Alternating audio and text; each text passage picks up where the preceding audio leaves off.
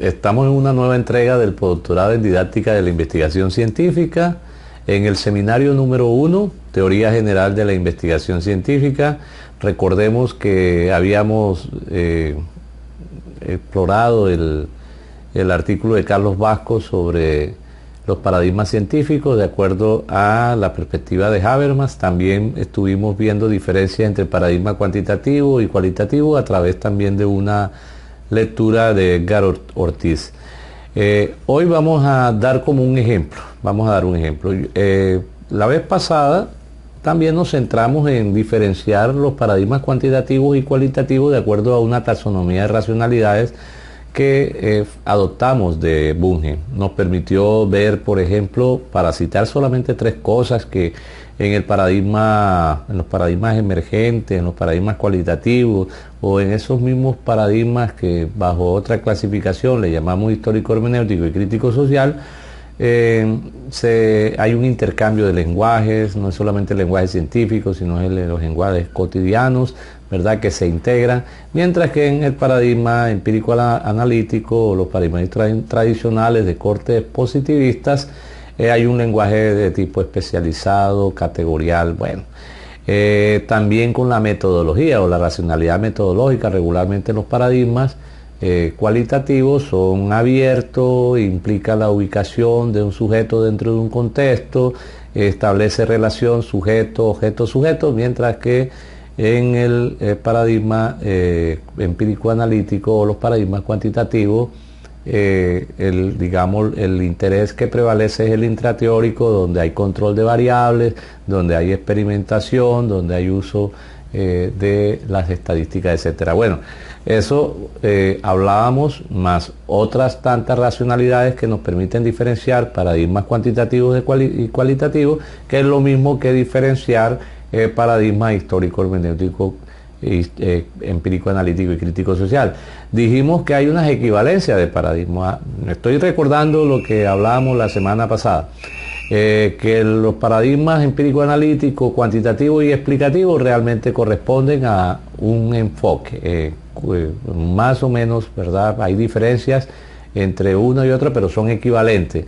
Igual pasa con los paradigmas histórico hermenéutico y crítico social, que son básicamente cualitativos y que obviamente son más de tipo interpretativo y comprensivo.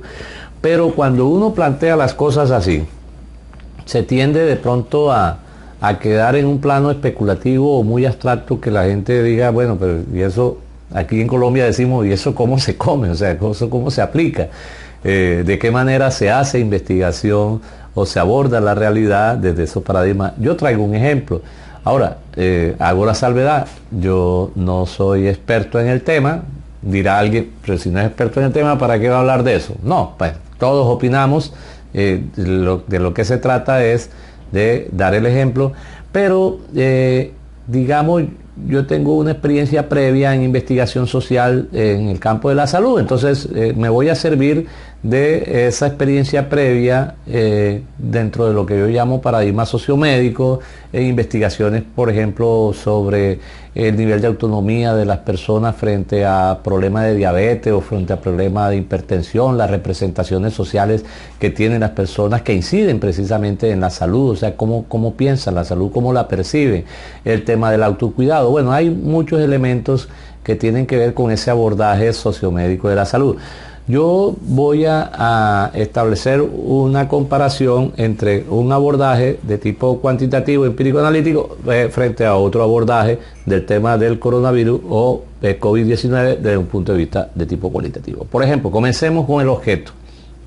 El objeto de estudio está centrado en la enfermedad. El objeto de estudio dentro de un paradigma empírico analítico está centrado en la enfermedad. Mientras que en el otros paradigmas de tipo cualitativo, el objeto de estudio está más bien centrado en el sujeto enfermo. Fíjense esa diferencia sustancial. Una en la cosa y otra en el individuo. Y de ahí se establecen pues diferencias fundamentales, porque si yo estoy percibiendo que el problema es la enfermedad, yo tengo que el paciente como tal no es el problema fundamental, sino qué genera la enfermedad, por ejemplo el virus.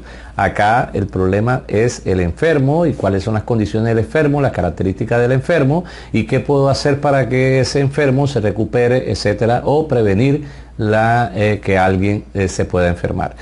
El enfoque de tipo cuantitativo o tradicional, digámoslo así, de la ciencia esta que se plantea como la aplicación del método científico, está basado, por ejemplo, para el caso del coronavirus, digamos, el foco de atención sería, bueno, crear una vacuna, que generar medicamentos, mientras que en el enfoque, ¿verdad?, social de la salud implicaría más bien vamos a generar el aislamiento social para que no se propague la enfermedad, vamos a establecer procesos de teletrabajo para que la gente disminuir el contagio, vamos a establecer pautas de prevención y convivencia.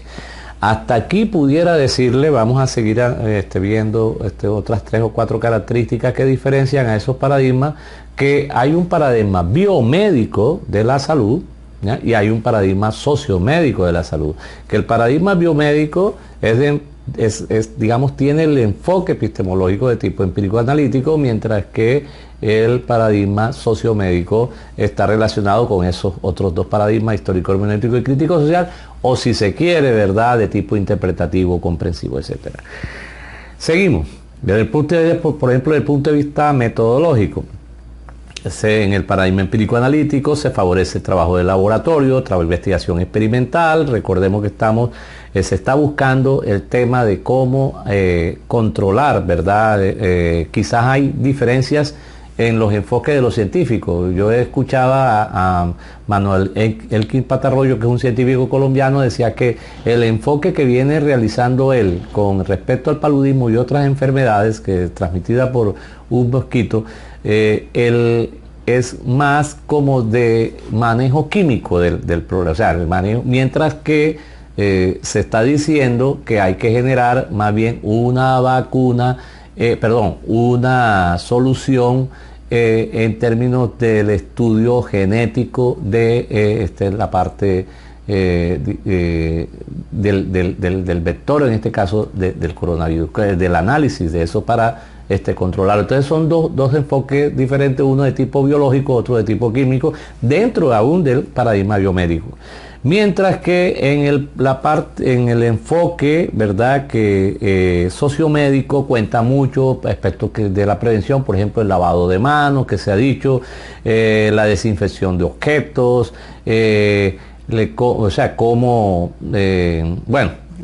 y eso tiene mucho que ver. Algunos dirán, pero ¿para qué separamos una cosa de la otra? Si los estudiosos dicen que el virus demora, ¿verdad?, más en superficies metálicas que en otras superficies, entonces se toman decisiones, ¿verdad?, con respecto a, mire, y trate de no tocar objetos, por ejemplo las puertas, desinfecte, etcétera, porque hay más contagios en las cerraduras, etcétera, por las condiciones metálicas, etcétera.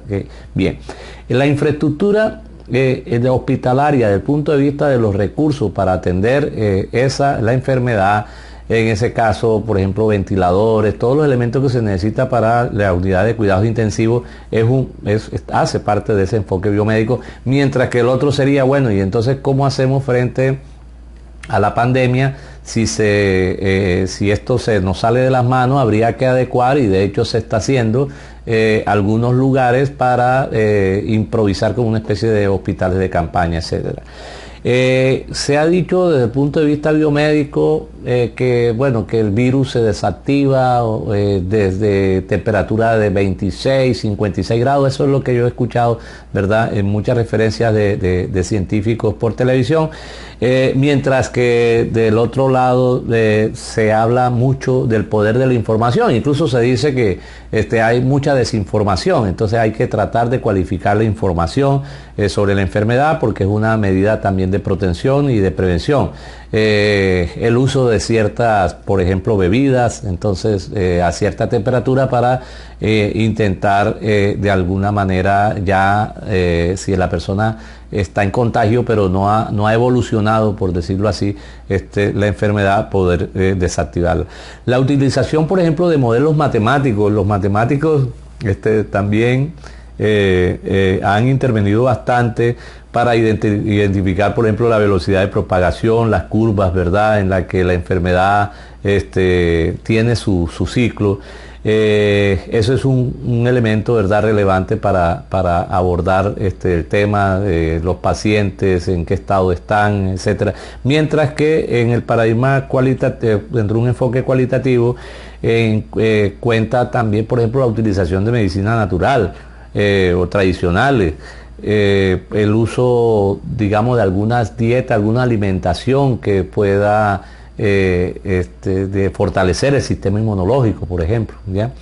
Dentro de el enfoque biomédico está mucho el tema de la estadística o las características de la población afectada, según edad, historia clínica, mientras que, por ejemplo, en este caso, en el enfoque sociomédico cuenta el tema de la intervención del Estado y las comunidades, los planes, programas y proyectos de convergencia. Por ejemplo, por solo citar un ejemplo, algunas de las lecturas que yo he tenido sobre el tema plantea que como hipótesis, ¿no?, que quizás España e Italia han tenido una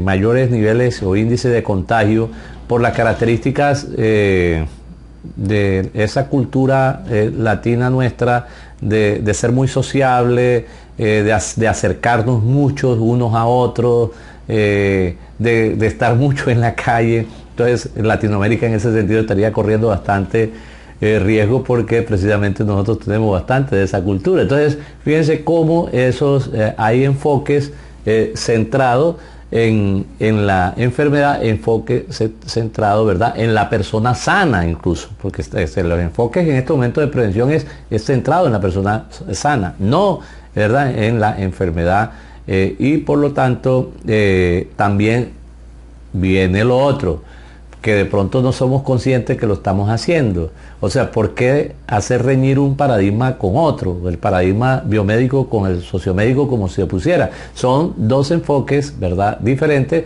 pero que también pueden integrarse dialógicamente, que es lo que más tarde yo le quisiera desarrollar, no con el ejemplo de el coronavirus, pero sí con otro ejemplo. Bueno, estas cosas me permitieron presentar recientemente, hace unos 3-4 días, una propuesta de investigación dentro de una convocatoria que hizo el Ministerio Nacional de Ciencia, Tecnología e Innovación de Colombia frente a la emergencia, ¿verdad?, causada por el COVID-19. Bueno, estamos conversando.